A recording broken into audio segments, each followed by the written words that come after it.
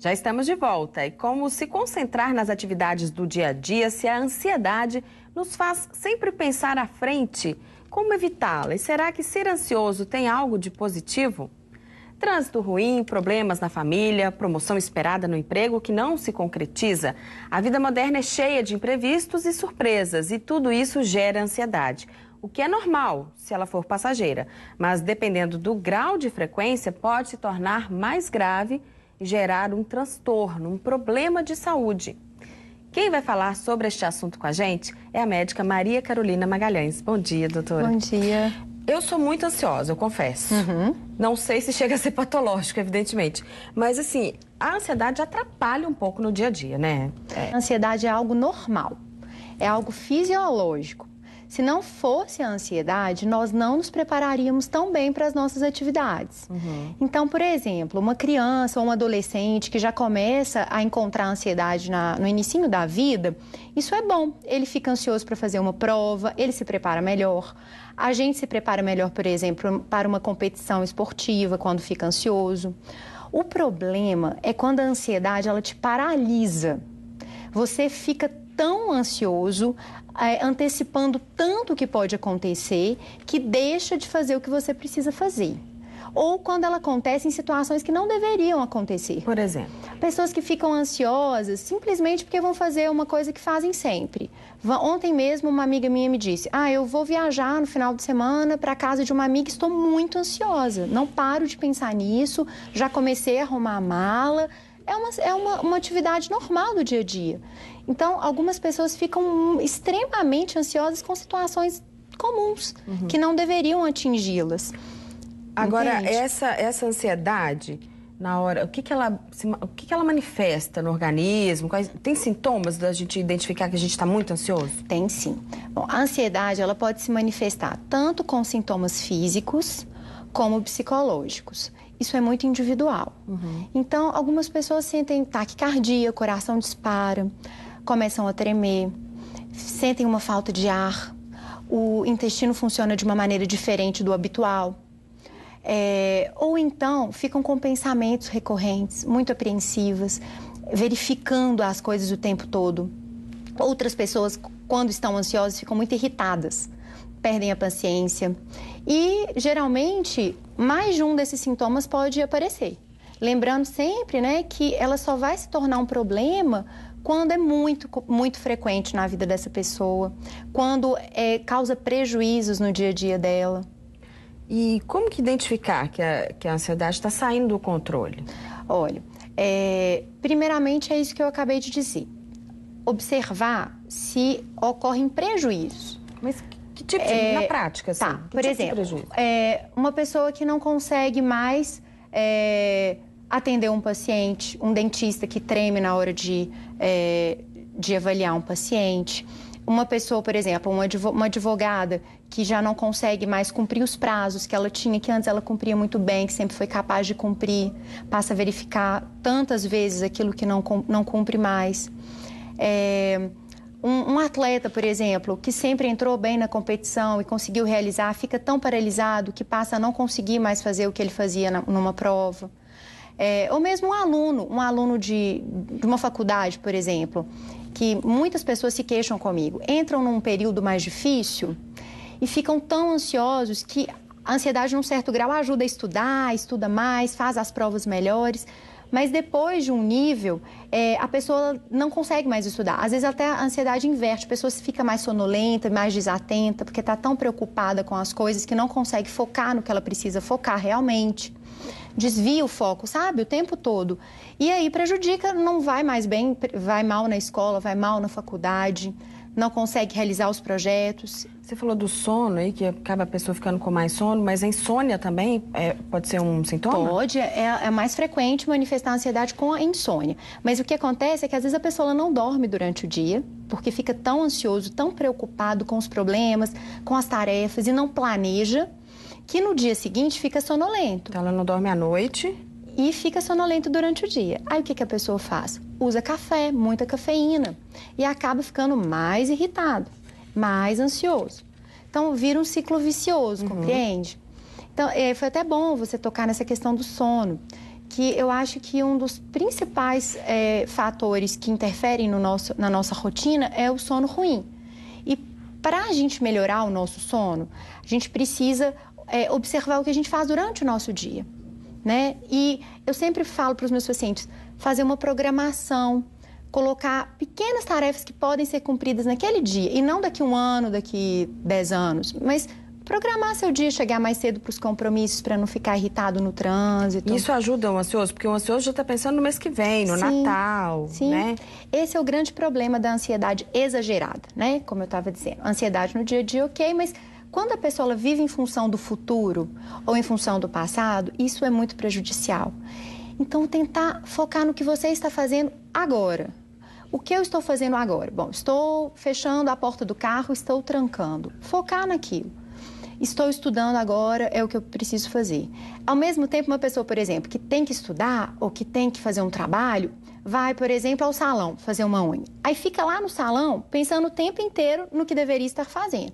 Então, focar no que está fazendo. Se você se programou para relaxar, se você se programou para fazer alguma outra coisa, faça aquilo. Sabe? Ter horário para as coisas. Assim é o sono. Ter horário para iniciar seu sono, parar o que você está fazendo, meia hora antes de desligar a televisão, desligar o computador e se programar para relaxar. Esse eu acho que é um dos maiores segredos. Mas o ansioso, será que ele consegue fazer tudo isso? Às vezes é preciso de ajuda médica e muitas vezes de uma psicoterapia ou das duas coisas combinadas, para poder vencer quando isso é um problema. No dia a dia, todo mundo pode fazer uma agenda do dia, agenda possível, não uma agenda impossível, colocando o intervalo de horário entre os compromissos para poder te permitir ter uma margem de tranquilidade e não gerar maior ansiedade. Agora, às vezes não tem jeito, às vezes é necessário fazer uma psicoterapia, usar uma medicação. E o trabalho combinado, às vezes, é essencial. E todas essas descontroles, vamos dizer assim, é que é o transtorno da ansiedade? Na verdade, a ansiedade ela é considerada uma síndrome, né? São vários sinais e sintomas que acontecem. Dentro dessa síndrome ansiosa, nós podemos ter vários diagnósticos. O transtorno obsessivo compulsivo é um diagnóstico de transtorno de ansiedade dentro dessa síndrome ansiosa. Existe o transtorno de ansiedade generalizada, que é quando a pessoa se preocupa muito com muitas coisas variadas durante os 6 meses, pelo menos, quase todos os dias. O transtorno de pânico é outro tipo de transtorno de ansiedade, que são crises mais esporádicas, mas de forte intensidade, que também está dentro desse quadro de ansiedade.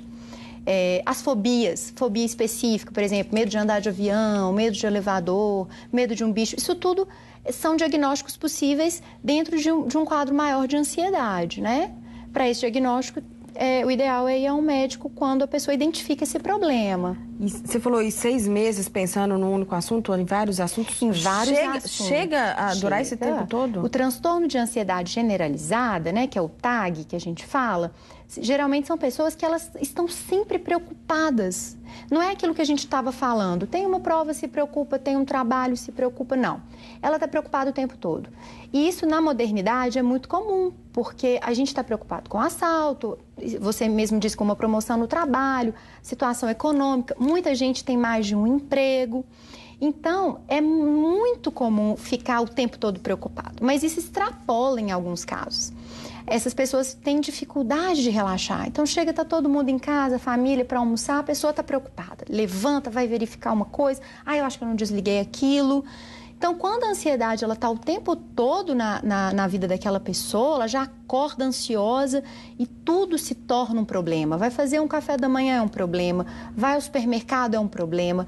Tudo que quando ela está muito prejudicada durante o dia todo, durante um intervalo, durante um tempo maior, aí a gente às vezes chega a esse diagnóstico. E é difícil esse ansioso parar tudo e tomar consciência disso e tomar os cuidados que precisa. Sim. Tem algum alimento, por exemplo, que pode ajudar? Chocolate. ajuda na ansiedade?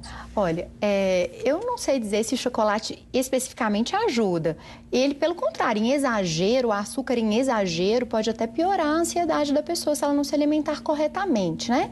Eu não sei dizer se um alimento específico, mas o que eu sempre aconselho é ter uma alimentação balanceada com horários. Porque ficar muitas horas sem se alimentar, isso nos deixa ansiosos, né? Você já tem um monte de coisa para se preocupar e ainda está com fome, não se alimentou corretamente... A irritação aumenta, né? Outros alimentos prejudicam a ansiedade, né? Então, o que tem cafeína, isso tudo pode aumentar a ansiedade, né? Uma pessoa que fuma o cigarro aumenta a ansiedade. Ele diminui naquele momento específico que o tabagista gosta, né? Mas, a longo prazo, o cigarro, ele piora tanto a sensação de ansiedade. Isso pode acabar fazendo até fumar mais. Claro. Né, para tentar compensar essa... É um ciclo vicioso. Essa sensação. Então, acho que rotina, horário, qualidade de vida, isso deve ser o foco de todos nós para evitar que a ansiedade fique tão grave. Sim. Tem como controlar a sensação de sempre se preocupar com uma coisa que ainda nem aconteceu, pode até não acontecer, mas que os ansiosos, nós ansiosos, ficamos pensando nisso... O tempo todo, O tempo todo. Olha, a psicoterapia ajuda muito. Principalmente a terapia cognitivo-comportamental. A pessoa ela vai aprender a se controlar, vai aprender a identificar o que deixa ela mais ansiosa, a se programar melhor. Agora, o que eu acho que a gente deve tentar fazer é o que eu acabei de dizer, focar sempre no presente. Porque o futuro você não consegue interferir, a não ser em pequenas coisinhas que você, por exemplo, a ansiedade já te ajudou. Você tem uma prova, já estudou, não tem mais o que fazer, você não sabe que vai cair. Esse né? seria o lado positivo do ansioso, então. Sim, a ansiedade ela tem esse lado positivo que é se preparar. O ansioso ele se prepara com antecedência, quando é uma ansiedade normal, né? Isso é uma coisa do organismo, é fisiológico. A gente identifica algum ameaçador, por assim dizer, né? E você... toma todas as providências para minimizar os efeitos dessa ameaça. Se você não for ansioso, você às vezes não toma as providências necessárias. Ela tem até esse sentido de alerta, né? De deixar a pessoa preparada. O problema é ficar em alerta 24 horas por dia, não aprender a relaxar, né? Aí que vem a atividade física. Que, assim, eu acho que é o ponto principal. Exatamente, é esse ponto que a gente queria tratar agora. O hobby, ter um hobby, fazer uma atividade prazerosa ou uma atividade física ajuda? Ajuda demais. Na prática, eu acho que é uma das coisas que, para quem não está tomando remédio, para quem não chegou num grau tão avançado do transtorno de ansiedade, todos esses quadros de ansiedade que eu disse, eu observo que a atividade física regular ajuda muito. E além da atividade física, quando é possível ter um outro hobby, porque tem gente que junta as duas coisas, né? Pedala com os amigos aí, juntou a atividade física, o lazer e o hobby. Agora tem gente que não gosta de atividade física nenhuma. Já tentou dançar, já tentou academia, não gosta. Aí o que eu falo? Faz mesmo assim atividade física. E além disso, descubra algo prazeroso, um hobby, uma música, uma pintura. Isso ajuda a relaxar. Acalmar. Obrigada, viu, doutora? Eu que agradeço. Bom dia para você. Bom dia. O programa de hoje termina aqui, mas se você quiser rever essa e outras entrevistas, acesse nossos canais e a nossa fanpage. Os endereços eletrônicos estão aí na sua tela. Bom dia para você e até a nossa próxima edição.